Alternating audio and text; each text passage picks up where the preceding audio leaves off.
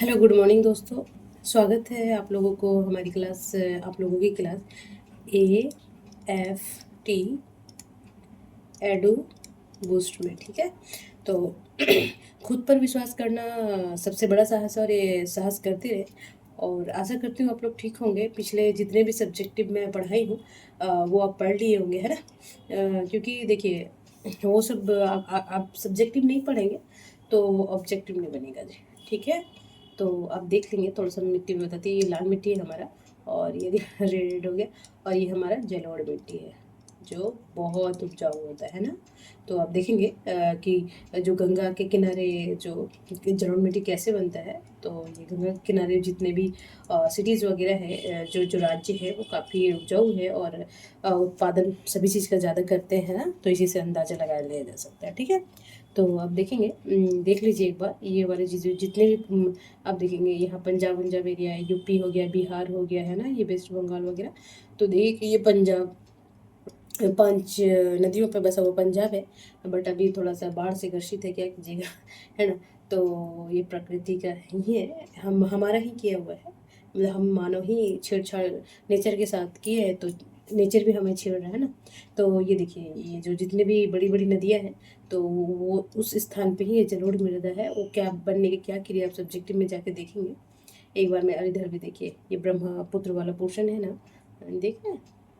ठीक है, तो ये सब हो गया, ये सब हो गया, तो इसका क्या बनने का कारण तो आप समझ में आ गया होगा। फिर भी आप एक बार जाके देखेंगे, ठीक है। ओके, ध्यान से, क्योंकि सब्जेक्टिव के बिना ऑब्जेक्टिव नहीं है जी, कभी नहीं। कितना बार आप ऑब्जेक्टिव लगा लेंगे, जब तक सब्जेक्टिव एक बार समझ में आएगा 2-4 ऑब्जेक्टिव लगा लीजिए, कंफर्म हो जाएगा। तो आप बेसिक पढ़िए, उसके बाद ये जलोढ़ मिलता है, काफ़ी उपजाऊ होता है। ठीक, ध्यान रखेंगे। चलिए, तो सकारात्मक सोचें और सकारात्मक रहें। और क्योंकि सकारात्मकता सोच ही मेन एनर्जी ऊर्जा का स्रोत है, जो हमें नेगेटिविटी से, परेशानियों से, स्ट्रगल से आगे निकलने का ताकत देता है ना। तो चलिए लेट नहीं करते हैं। क्वेश्चन नंबर 1 क्या बोल रहा है कि भारत में सर्वाधिक क्षेत्र पर कौन सी मिट्टी फैली हुई है ना। तो देखेंगे कि मोस्टली देखिए यूपी हो गया, बिहार हो गया, वेस्ट बंगाल हो गया, पंजाब हरियाणा, ये मोस्टली कवर कौन सा मृदा करता है, तो ये जलोढ़ मृदा करता है ना। चलिए, क्वेश्चन नंबर क्या है, क्वेश्चन नंबर 2 क्या बोल रहा है कि जलोढ़ मिट्टी किससे बनी होती है। तो किससे जलोढ़ मृदा किससे बनती है, तो ये ऑप्शन क्या हो जाए, पवन द्वारा लाई गई धूल नहीं, ज्वालामुखी राख तो काली मिट्टी बनती है, समुद्र लहरों भी नहीं है, तो क्या होगा, नदियों द्वारा लाई गई मिट्टी के द्वारा, है ना। चलिए, क्वेश्चन नंबर 3 क्या बोल रहा है कि जलोढ़ मिट्टी किसके लिए प्रसिद्ध है ना। जो जलोढ़ मिट्टी है वो किसके लिए प्रसिद्ध है जी, तो ये काफ़ी क्या होती है, उपजाऊ होती है, नमी धारण क्षमता, मतलब इस चारों में खनिज की कमी तो पथरीली बनावट तो नहीं है, बट ये भी है। बट देखिए ज़्यादा तो नमी धारण क्षमता सबसे ज़्यादा होता है काली मिट्टी में, ध्यान रखेंगे। ओके, तो सबसे ज़्यादा क्या होता है, ये उपजाऊपन होता है इसमें। ठीक है, क्वेश्चन नंबर 4 क्या बोल रहा है कि जलोढ़ मिट्टी किन 2 प्रकार की होती है ना। तो खादर और बांगर, साथ उसमें मैं बताना भूल गई थी, मैं बता देती हूँ कि खादर और बांगर होता है। खादर क्या होता है, खादर मीन्स खाद, याद रखेंगे। ठीक है, खादर मीन्स होता है, और भांगर मीन्स होता है पुरानी पुरानी जलोढ़ मिट्टी, और खादर मीन्स होती है नई जलोढ़ मिट्टी। तो देखिए कोई भी नया चीज़ होता है वो ज़्यादा उपजाऊ होगा ना। और बांगर इसके कंपेयर में देखिए ये उपजाऊ तो होता है, बट खादर के कंपेयर में ये कम उपजाऊ होता है। ठीक है, तो मान लीजिए कि नदी बह रही है, ठीक है, इधर से बह रही है नदी, हम्म, गंगा मान लीजिए। तो ये जलोढ़ मृदा लाई बहा के, और यहाँ पे डिस्पोज कर दी, डेल्टा बना दी। ठीक है, तो ये क्या हुआ कि फिर इधर से बहती हुई निकल गई। ठीक है, हम्म, तो अभी क्या हुआ कि इधर से बहा कर ले गई, कुछ एरिया यहाँ नेक्स्ट बार आई, फिर यहाँ इतना जमा कर दी, तो ये एरिया छूट गया। मीन्स कि पहली बार में ये पूरा इतना जमा कर दी, सेकेंड बार में दूसरा इतना जगह और जमा कर दी, तो इसका क्या होगा, परत इसके कंपेयर में कम हो जाएगा, ये काफ़ी ज़्यादा होगा। सेकेंड बार में भी यहाँ हुआ ना, तो नए नए तरह के कार्बनिक पदार्थ वगैरह ला के इकट्ठा करती है यहाँ पे, तो ये काफ़ी उपजाऊ हुआ, ये नया हो गया, तो ये काफ़ी उपजाऊ हो गया। ये पुरानी होगी तो इसके परत भी कम हो गया इसके कंपेयर में, और ये कम पुरानी हो जाती है ना इसको, तो ये इसके कंपेयर में एक कम उपजाऊ होती है। उपजाऊ दोनों होती है, पर भागर और खादर, खदर लिखा गया है, ये खादर होता है। ठीक है, तो याद रखेंगे कि जलोढ़ मिट्टी किसी 2 प्रकार की होती है, तो बांगर और खादर। ठीक है, ध्यान रखेंगे। ओके, चलिए, क्वेश्चन नंबर 5 क्या बोल रहा है, पुरानी जलोढ़ मिट्टी क्या कहलाती है? तो अभी बताई थी ना, रैंगून तो काली मिट्टी होता है, लाल मिट्टी अलग है, खादर न्याय वाली याद रखेंगे, बहुत कंफ्यूज होगा। देखिए हमें कंफ्यूजन नहीं है क्योंकि हम कितना बार भी पढ़ चुके हैं। तो इसका क्या हो जाएगा, पुरानी, देखिए पुरानी जलोढ़ मिट्टी ना, तो इसका आंसर हो जाएगा ए। ठीक है, ध्यान रखेंगे जी, ठीक है ना। कुछ नहीं, बस एक बार सब्जेक्टिव पढ़े जी, ठीक है। नई जलोढ़ मिट्टी क्या कहलाती है? तो जब भांगर पुरानी हो गई तो ये नई हो जाएगी, है ना, खदर, खदर या खादर। ठीक है। क्वेश्चन नंबर 7 क्या बोल रहा है कि जलोढ़ मिट्टी किस क्षेत्र में सबसे अधिक पाई जाती है? तो देखेंगे कि मरुस्थल, उत्तरी पूर्वी पर्वतीय भाग में भी है ना, पंजाब, हरियाणा, बिहार, उत्तर प्रदेश, ये ना, ये सारे क्षेत्र में पाया जाता है, मैं दिखाई ना वहाँ पे। और गुजरात का भी कुछ क्वेश्चन था, तो मोस्टली बोल रहा है ना, इसी वजह से ये आएगा पंजाब में, हरियाणा, क्योंकि नदियाँ जहाँ जहाँ रहेगी वही तो पानी बहा के लाएगी ना, वो जलोढ़ मिट्टियाँ वहाँ निक्षेपित करेगी। अब पानी जहाँ रहेगा नहीं वहाँ कहाँ से जलोढ़ मिट्टी आएगा? तो जलोढ़ मिट्टी, जल उड़ने वाला जलोढ़, जलों के द्वारा लाई गई मिट्टियाँ होती हैं। ठीक है, तो ऐसे याद रखेंगे। क्वेश्चन नंबर 8 बोल रहा है कि जलोढ़ मिट्टी का पीएच स्तर कैसा होता है ना, वो अम्लीय होता है या क्षारीय होता है ना? तो वो तटस्थ क्षारीय होता है ना, तटस्थ क्षारीय मतलब कि बहुत अम्लीय भी नहीं और बहुत क्षारीय नहीं, इसी वजह से तटस्थ से क्षारीय थोड़ा सा, है ना, ज़्यादा क्षारीय भी नहीं होगा, ठीक है, और ज़्यादा अम्लीय भी नहीं होगा। ठीक है, तटस्थ क्या होता है 7, तो 7% कुछ क्षारीय के पोषण में जाता है, तो ये इसलिए उपजाऊ भी होता है। क्वेश्चन नंबर 9 क्या बोला है कि जलोढ़ मिट्टी में किस तरह के तत्व की कमी पाई जाती है? तो जलोढ़ मृदा में किस चीज़ की कमी पाई जाएगी जी, है ना? तो उसमें पढ़ाया गया है कि नाइट्रोजन और फास्फोरस की। ठीक है, ध्यान रखेंगे, नाइट्रोजन और फास्फोरस, पीएच लिखते हैं बट एफ से याद रखेंगे आप। वो हम यहाँ साइंस नहीं, रसायन नहीं पढ़ रहे हैं ना, केमिस्ट्री नहीं पढ़ रहे, ओके। तो यहाँ एनएफ से याद रखेंगे कि इसमें नहीं पाया जाता जलोढ़ वाली मिट्टी में, ठीक है ना। क्वेश्चन नंबर 10 क्या बोल रहा है कि जलोढ़ मिट्टी किस फसल के लिए सबसे अधिक उपजाऊ है ना? तो आप देखेंगे कि यूपी, बिहार, पंजाब में सबसे ज़्यादा क्या होता है, गेहूँ। तो इससे अंदाजा लगा जा सकता है कि सबसे ज़्यादा क्या होता है, ये गेहूँ के लिए उपजाऊ होती है ना। ठीक है। जो खादर मिट्टी होती है, जो नई जलोढ़ होती है ना, वो किन फसलों के लिए उपयुक्त होती है? जो नई जलोढ़ होती है वो किन फसलों के लिए होती है?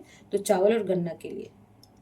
तो आप देखेंगे कि यूपी, पूरी पश्चिमी यूपी, हरियाणा हो गया, ये गन्ना का ये है ना, बहुत ज़्यादा उपजाया जाता है ना? तो पूरा भारत में महाराष्ट्र और यूपी ही है जो गन्ने का सप्लाई, मद उत्पादन करते हैं। ठीक है, तो ये चावल और गन्ना के लिए ज़्यादा उपयुक्त है। देखिएगा मोस्टली जो सबसे ज़्यादा बासमती राइस होता है वो पंजाब, हरियाणा, ये सब एरिया में होता है ना, तो इससे रखा जाता है। चलिए, क्वेश्चन नंबर 12 क्या बोला कि जलोढ़ मिट्टी में किस खनिज की प्रचुरता होती है ना? तो जलोढ़ जो मृदा होती है वो सबसे ज़्यादा क्या पाया जाता है उसमें? तो उसमें सबसे ज़्यादा पाया जाता है, कंपेयर टू ना, और मिट्टी के कंपेयर टू, तो इसमें सबसे ज़्यादा क्या पाया जाता है, पोटास, इसी वजह से वो उपजाऊ भी होती है। हम्म। तो भांगर और खादर मिट्टी में अंतर किस पर, जैसे हम क्या करेंगे, क्या अंतर करेंगे कि उसका कैसे अंतर होगा कि ये खादर मिट्टी और ये भांग भांगर मिट्टी है ना? तो उसको ना उसका जो है ना उम्र और स्तर, देखिए मैं बताई थी ना कि स्तर, जैसे मान लीजिए ये डिपॉजिट कर गया या फिर ये नया गया, तो इसका एज क्या है, ये ज़्यादा ओल्ड हो जाता है ना, ओल्ड इज गोल्ड, है ना? तो ये ज़्यादा ओल्ड होता है, उम्र और स्तर, इसका कितना स्तर है, एक बार बहा के लाया तो फिर इसको छोड़ दिया यहीं पे और फिर इसको बहा के नया नया डिपॉजिट कर रहा है, तो वो खादर हो गया। ठीक है जी।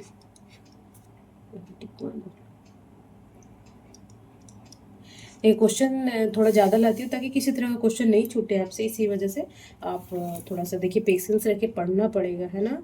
इससे कोई भी उपाय नहीं है, क्यों छोड़ेंगे? देखिए मेहनत मुझे लगता है आप लोग से ज़्यादा मुझे करना पड़ता है ना इसको बनाने के लिए। चलिए, पढ़ा हुआ तो मैं पढ़ी हूँ काफ़ी, उसमें मुझे कोई टॉपिक पे दिक्कत नहीं होती समझने के लिए, समझाने के लिए। बट देखिए मैं काफ़ी, अब क्या नसीब में से बड़ा भी कुछ नहीं होता, थोड़ा तो लग तो होता ही है, मेहनत तो है ही है। बट थोड़ा सा हमारा बेस भी बहुत ज़रूरी है वो सब, बट वो सब छोड़िए, जो अभी है वहाँ पढ़िए खूब, है ना। इसके अलावा कोई भी नहीं है, या फिर आप पढ़ना ही छोड़ दीजिए, ये पढ़े तो एकदम लग के पढ़िए, है ना। ये बीच बीच का रास्ता नहीं होता है, घर का कुत्ता घाट का ना घर का होता है, ऐसा कहाँ का कुत्ता पता नहीं, बट वो घर का ना होता है ना घाट का होता है। तो कहीं तो स्ट्रगल करेंगे ना, घर कम से कम ना पढ़ेंगे तो कम से कम घर का तो रहेंगे इज्जतदार के, अरे पढ़ा नहीं, पैसा वेस्ट नहीं किया, टाइम वेस्ट नहीं किया, है ना। और घाट का क्या पढ़ेंगे, वहाँ तो है ही नहीं, नहीं बने तो। इसीलिए आप अपने को स्टेबल रखें, कूल रखें और मोटिवेट रखें खुद को। और सबसे ज़रूरी होता है अपना माइंड को कंसंट्रेट रखना। वो होगा मेडिटेशन से, मेडिटेशन करें क्योंकि और हेल्दी बॉडी पे आप खुद को कंसंट्रेट करेंगे, ध्यान रखेंगे और तभी पढ़ पाएंगे एकाग्र होके, है ना। तो मन को कंट्रोल कीजिए और योगा वोगा करिए थोड़ा सा, है ना, अनुलोम विलोम वगैरह वगैरह जो भी है।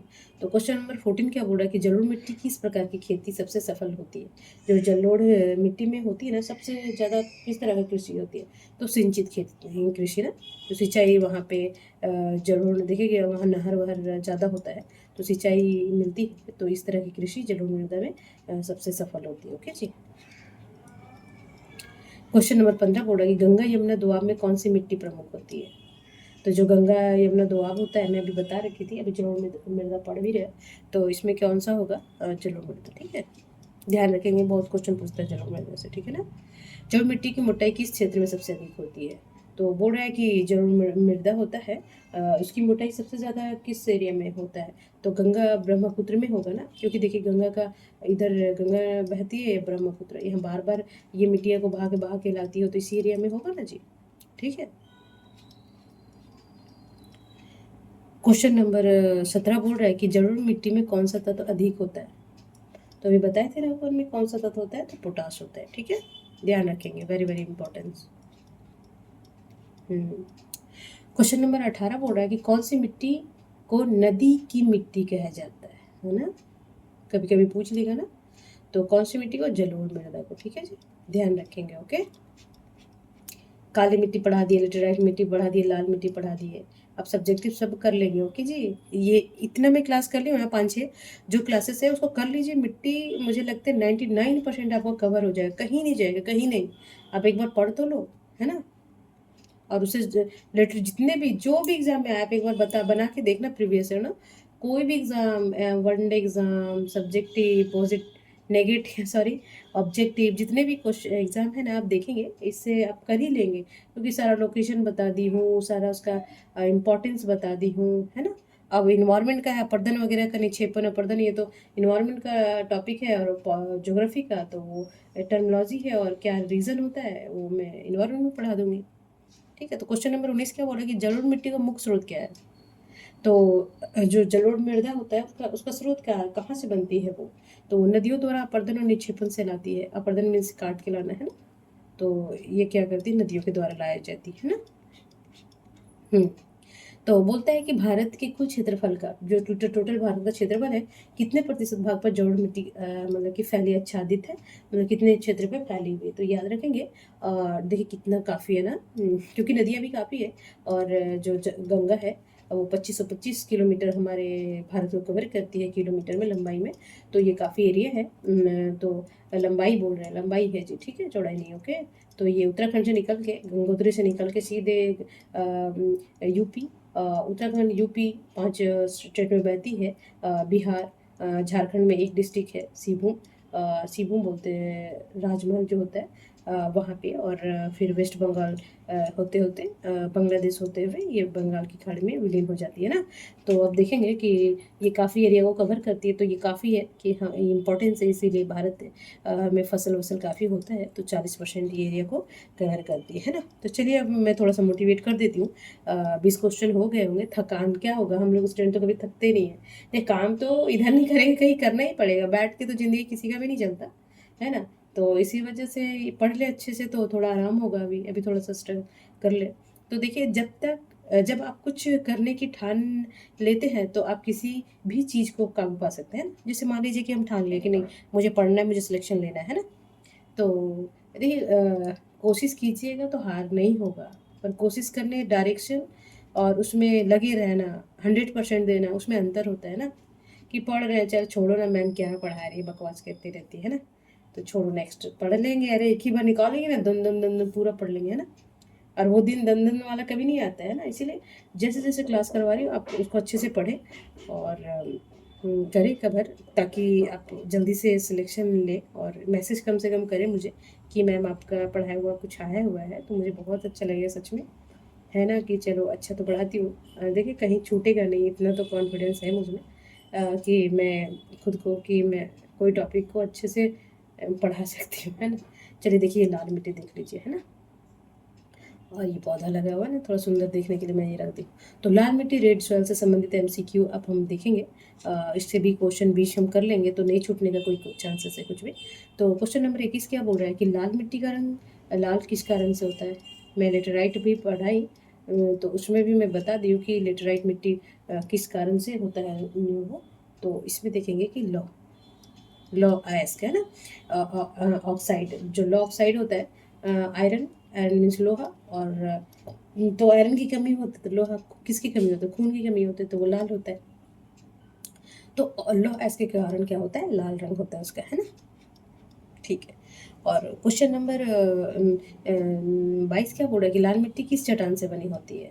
तो जो मिट्टी जो किसका निक्षेपण होता है जो लाल मिट्टी का मतलब कि लाल मिट्टी बनती है, तो ये है ग्रेनाइट और ग्रेनाइट्स, है ना। तो ये ग्रेनाइट मिट्टी से निक्षेपण से बना होता है, बताया था ना वहाँ पे मिट्टी का निर्माण कैसा होता है। ठीक है, वो जा देख लेंगे आप क्लास ना, मिट्टी का फॉर्मेशन वाला। और 23 क्वेश्चन नंबर क्या बोल रहा है कि लाल मिट्टी मुख्यतः कहाँ पाई जाती है ना। तो आप देखेंगे कि लाल मिट्टी का जो एरिया है वो कहाँ पाया जाता है, दक्कन का पठार ना।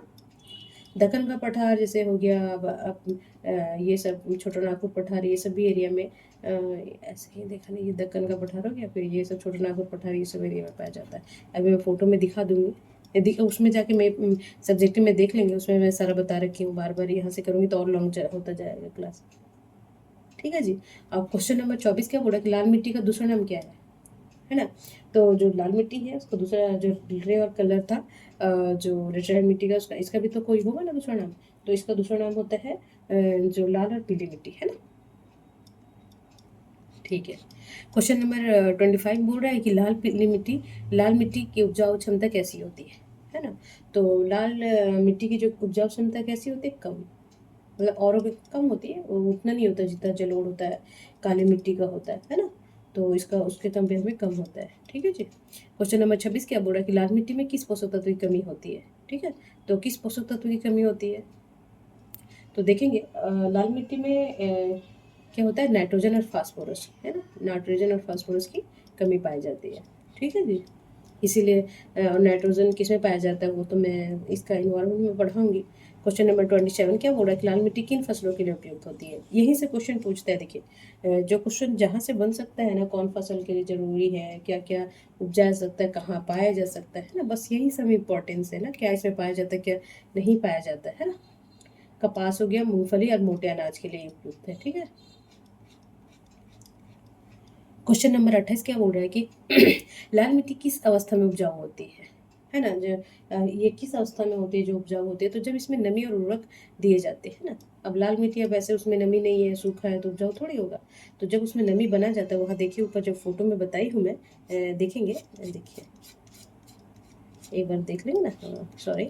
तो यहाँ देखिए इसमें नमी बना है ना, ये भुरभुरा सा बना है, तो ये देखिए फसल उगा हुआ है ना। तो इसमें जब उर्वरक दिया जाएगा और इसमें नमी रहेगा तो ये उपजाऊ होती है। ठीक है ना। हम्म, ठीक है जी, तो देख लेंगे इसका, है ना, आंसर ये हो जाएगा। हाँ। क्वेश्चन नंबर 29 क्या बोल रहा है कि लाल मिट्टी का पीएच स्तर सामान्यतः कैसा होता है ना। इसका पीएच मान क्या होता है मैं बताई हूँ बार बार, अम्लीय से तटस्थ। थोड़ा देखिए वो बोल रहा था जलोढ़ मृदा पढ़े थे जब हम, तो वो क्या होता है क्षारीय से तटस्थ में, तटस्थ थोड़ा क्षारीय और ये थोड़ा अम्लीय। तो बहुत कम भी उपजाऊ नहीं है और बहुत ज़्यादा भी उपजाऊ नहीं है ना। ठीक है। क्वेश्चन नंबर 30 बोल रहा है कि लाल मिट्टी सबसे अधिक किस राज्य में फैली हुई है ना। तो लाल मिट्टी सबसे ज़्यादा कहाँ पाया जाता है, झारखंड में, बताए थे ना वो जो दक्कन का पठार, दक्कन का पठार और छोटा नागपुर का। तो हम पठार पढ़ाएंगे तो सब पढ़ा देंगे आप लोग को, टेंशन ना करें। मैं हूँ बैठी हुई, बस आप बुक से भी पढ़े, अब मेरे आशा में नहीं। देखिए धीरे धीरे जाएगा ना, बस बुक साथ साथ में आप पढ़ते जाए, और मैं पढ़ा रही हूँ वो जरूर पढ़े। आप अपने बुक से कितना भी पढ़े, उधर पढ़ते रहे, पर मैं जो पढ़ा रही हूँ वो जरूर पढ़े, है ना। चलिए, तो ये छोटा जो झारखंड है, छोटा नागपुर पठार में आता है ना। तो लाल मिट्टी सबसे अधिक किस राज्य में फैली हुई है, तो ये झारखंड में, ठीक है। जो झारखंड के होंगे उसको पता होगा। ओके, चलिए मैं स्टेट वाइज बुक्स भी अभी स्टार्ट करूँगी, अभी थोड़ा बिजी हूँ। उसके बाद मैं सोच रही हूँ कि यूपी, बिहार, झारखंड, ये स्पेशल बुक्स में पढ़ाऊँ। जो क्लास करेंगे वो देख लेंगे, मैं क्लास अपलोड करूँगी जब, है ना। तो चलिए, क्वेश्चन नंबर 31 क्या बोला कि लाल मिट्टी में जल धारण क्षमता कैसी होती है ना। तो जल धारण करने की क्षमता क्या होती है, कम होती है, ठीक है। सबसे ज़्यादा पूछेगा तो किसमें है, काली मिट्टी में, ठीक है ना। रेंगुन बोलते हैं ना, रेगन। तो याद रखेंगे, उसके नाम भी चेंज चेंज है। एक लड़का एक लड़की का भी नाम भी तो कितने होते हैं, दो चार। आजकल एक नाम से काम ही नहीं चलता है कि नहीं। चलिए कोई नहीं। क्वेश्चन नंबर 32 क्या बोला कि लाल मिट्टी की उर्वरकता बढ़ाने के लिए क्या करना चाहिए, है ना। तो उसमें नाइट्रोजन और फास्फोरस की कमी होती है, मैं पढ़ाई हूँ ऊपर। तो उसमें देखेंगे कि नाइट्रोजन और उर्वरक की खाद देना होगा, है ना। जिसकी कमी होगी वही ना देंगे, ठीक है। तो क्वेश्चन नंबर 33 बोल रहा है कि लाल मिट्टी किन राज्यों में मुख्य रूप से पाई जाती है। तो देखेंगे, मैं बताई हूँ कि ये तमिलनाडु में, ठीक है। 33 का क्या होगा, तमिलनाडु हो गया, कर्नाटक हो गया, झारखंड हो गया, उड़ीसा, इन राज्यों में ये अधिक पाई जाती है, ठीक है जी। अब क्वेश्चन नंबर 34 बोल रहा है कि लाल मिट्टी किस फसल के लिए सबसे कम उपयुक्त है ना। अधिक नहीं पूछ रहा, कम उपयुक्त। तो सबसे ज़्यादा हम उपयुक्त गेहूँ के लिए। और जो जलोढ़ होती है, मैं भी पढ़ाई हूँ। जलोढ़ मिट्टी जो होता है ना, देखेंगे यूपी और बिहार और पंजाब वगैरह में गेहूँ बहुत होता है, तो उसका रीज़न होता है वहाँ जलोढ़ मिट्टी बहुत पाई जाती है। तो जलोढ़ मिट्टी के लिए और सबसे कम यहाँ पूछ रहे हैं ना, ये ध्यान रखेंगे जी, ठीक है। कि अरे इजी तो है, चलो चलो कर देते हैं, ऐसे वाले में बहुत हाँ ना, नहीं में, है में, ये बहुत क्वेश्चन कम अधिक में, इसमें ये क्वेश्चन को एकदम कंसंट्रेशन के साथ पढ़ेंगे, ठीक है, मेंस में और प्री में भी। ठीक है, क्वेश्चन नंबर 35 बोल रहा है कि लाल मिट्टी है का रंग गहरा कब होता है ना। जब वो लाल एकदम डार्क रेड ना कब होता है, जब क्योंकि इसमें लोहे की अधिकता होती है तभी ना। लोहे की मात्रा अधिक होने पर ये क्या होती है, वो डार्क हो जाता है, ब्राउन जैसा ऊपर दिखाए है ना। इसीलिए मैं फोटो रख देती हूँ ताकि एक बार दिमाग में ना वो फिक्स हो जाए ना फोटो। चलिए, क्वेश्चन नंबर 36 बोल रहा है कि लाल मिट्टी में उगाई जाने वाली मुख्य दलहनी फसल कौन सी है। कौन सा फसल इसमें ज़्यादा उपजाया जाता है जी। तो इसमें देखेंगे मूंगफली, है ना। मूंगफली के लिए ज़्यादा उपयुक्त होता है, ठीक है जी। क्वेश्चन नंबर 37 बोले कि लाल मिट्टी की सबसे बड़ी समस्या क्या है ना। तो इसमें क्या प्रॉब्लम है मिट्टी में, तो नमी की कमी होती है इसमें ना, सूख जाता है जल्दी ना। और देखिएगा एक पपड़ी सा जैसे मोटा ना जम सा जाता है, और नमी धारण करने की क्षमता भी कम होती है, तो जल्दी सूख जाता है ना। तो इसलिए नमी की कमी सबसे बड़ा समस्या है इसका, ठीक है जी। क्वेश्चन नंबर 38 और जब वो चिपचिपी भी हो जाती है, जब भीगती है ना तो चिपचिपी भी हो जाती है। लाल मिट्टी में उर्वरता किस पर निर्भर करती है ना। तो उसमें उर्वरता किस पर करती है, सिंचाई की और खाद पर। अगर इस मिट्टी में खाद और सिंचाई अच्छे से मिलेगा ना, तो ये भी मिट्टी काफ़ी उपजाऊ होगी, है। क्योंकि नमी की कमी होती है इसमें, और खाद होता है, नाइट्रोजन फास्फोरस वगैरह कमी पाया जाता है, तो ये सब डाला जाएगा तो उपजाऊ बन जाएगी, है ना। चलिए, क्वेश्चन नंबर 39 क्या बोलेगा, लाल मिट्टी का सबसे अधिक प्रयोग किस खेती में होता है। तो उधर वो मूंगफली के लिए बोली थी मैं, और ये कपास और बाजरा के लिए ना, ठीक है। लाल मिट्टी का निर्माण किस प्रक्रिया से हुआ है, तो देखेंगे, अभी मैं ऊपर भी बताई हूँ कि ये ग्रेनाइट और ग्रेनाइट के ऑप्शन से ना, अच्छे अच्छे कारण ही मिट्टी का निर्माण होता है, टूट फूट। और जब पठारों का टूट फूट हुआ धीरे धीरे, पहले पठार ही था पूरा, तो उसमें परत दर पर लाखों सालों हजारों वर्ष से वो मिट्टी का निर्माण हुआ। मिट्टी का फॉर्मेशन, मिट्टी का निर्माण का जो क्लास में पढ़ाई हूँ वो देख लेंगे, तो एक बार सब्जेक्टिव पढ़ेंगे फिर ऑब्जेक्टिव पढ़ेंगे, तो मुझे नहीं लगता कोई मिट्टी और इससे रिलेटेड कोई क्वेश्चन छूटेगा। देखिए ये सब लाल वाला मिट्टी है ना, ये जलोढ़ हो गया, और लाल मिट्टी देखिए यहाँ पे है ना, ये तमिलनाडु क्षेत्र में ना, देखिए ये पूरा झारखंड एरिया कवर करता है। बिहार का थोड़ा सा पोर्शन ना, देखिए ये बिहार हो गया, बिहार का थोड़ा मोड़ा उधर क्या बोलते हैं उसको, ये सब देवघर के आगे वगैरह है ना, नवादा वगैरह, नवादा हो गया, आगरा हो गया, आगरा बोलते हैं, ये बौद्ध बौद्ध जी कहाँ लिए थे, गया में, सॉरी गया हो गया, नवादा हो गया, ये सब डिस्ट्रिक्ट में थोड़ा कवर करते हैं। बाकी देखिए पूरे झारखंड हो गया, उड़ीसा हो गया, छत्तीसगढ़ हो गया, है ना, और थोड़ा एमपी भी आ गया पोर्शन में, और आंध्र प्रदेश का थोड़ा है, तमिलनाडु का, कर्नाटक का एरिया। तो ये लाल मिट्टी का है। फिर इधर देखिए पूर्वी क्षेत्र में ना, तो ये तो लेटराइट मिट्टी है, जो ये थोड़ा सा ऑरेंज ऑरेंज दिख रहा है ना, ये लेटराइट मिट्टी है। ठीक, तो ध्यान रखेंगे। ये तो फॉरेस्ट वाला मैं पढ़ा दी हूँ सब, अब जाके देख लेंगे सब्जेक्टिव क्लास। ओके, और धीरे धीरे मैं सारा सबका डाल दूंगी, है ना। तो मैप से पढ़ेंगे तो ज़्यादा याद रखेगा। अब ब्लैक सॉइल देखिए यहाँ पे, ये तो मरुस्थलीय मिट्टी है, इसका क्लास में ले लूँगी। ठीक है, तो तब तक सकारात्मक सोचो, सकारात्मक रहे, खूब पढ़े। देखिए इतना पढ़िए कि एक बार निकल जाइए। पहले रोजी रोटी के लिए, मेरा तो यही है, पहले रोजी रोटी के लिए कमाइए, फिर ड्रीम के पीछे भागिए, है ना। हो जाएगा, एक निकल जाएगा, या फिर अच्छा पढ़िए ना, रोजी रोटी के लिए पढ़ रहे तो ड्रीम ही पूरा हो जाए। तो कहने का मतलब ये है कि ईगो नहीं होना चाहिए, खुद में हवाबाजी नहीं होना चाहिए कि हाँ मुझे वही चाहिए, है ना। बहुत लोगों को देखते हैं कि अरे नहीं ये नहीं पढ़ना, है ना। तो चलिए तब तक और अपना अपने और फैमिली का ध्यान रखें, पूजा वूजा मनाएं, और पढ़ाई बट करते रहें, क्योंकि हम स्टूडेंट हैं, हमारा पहला मूल्य कर्तव्य हमें पढ़ाई करना है ना। तो ध्यान रखेंगे। चलिए तब तक के लिए अपना और अपने फैमिली का ख्याल रखें, खूब पढ़े, स्वस्थ रहे, मस्त रहे। नमस्कार।